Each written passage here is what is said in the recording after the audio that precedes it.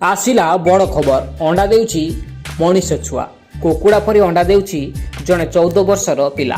तेबे चलंतु जानिबा कोन रहिछि संपूर्ण खबर। 14 वर्षर गोटे पिला कुकुड़ा अंडा परी अंडा देउछि।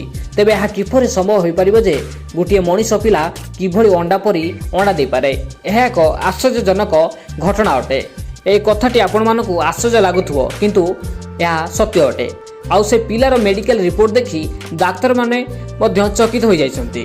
तेबे यह किपरि संभव होईछि आसंतु जानि नेबा। यह पूर्व जदि आपण माने आम यूट्यूब चैनल को सब्सक्राइब करनाहांती ताले सब्सक्राइब करनियंतु। अनेक समय रे एमिति घटना घटी थाए आम समाज रे बा आम आखपाखरे जहाँ को आमे न देखिले विश्वास करि परिबा नाही।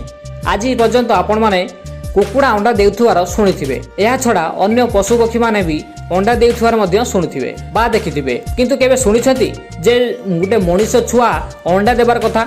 जदि शुनि नाहांती तेबे आज आमे ए विषय आपण मानकु जणाइबु जे मनीष छुआ अंडा देउछि। ए घटनाटी हेउछि इंडोनेशियार। एठारे जने 14 वर्षीय बालकटी 14 वर्ष भितरे पाखापाखि 20 थर अंडा दे सारिछि।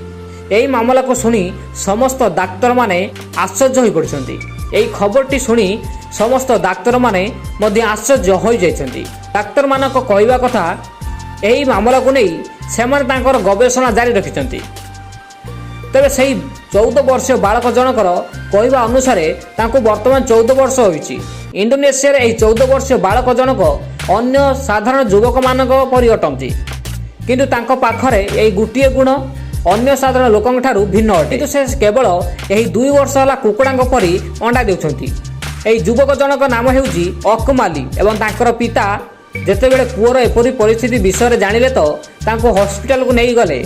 या परे डाक्तर माने मध्य एही केस को डाक्तर माने देखि आश्चर्य हो गले। डाक्तर माने एहाकु विश्वास करि पारिले नाही, तेनु सेमाने एहार सोनोग्राफी करथिले। जदि आम ए भिडियोटी भल लागिला तेबे सब्सक्राइब करंतु, शेयर करंतु, कमेंट करंतु। धन्यवाद।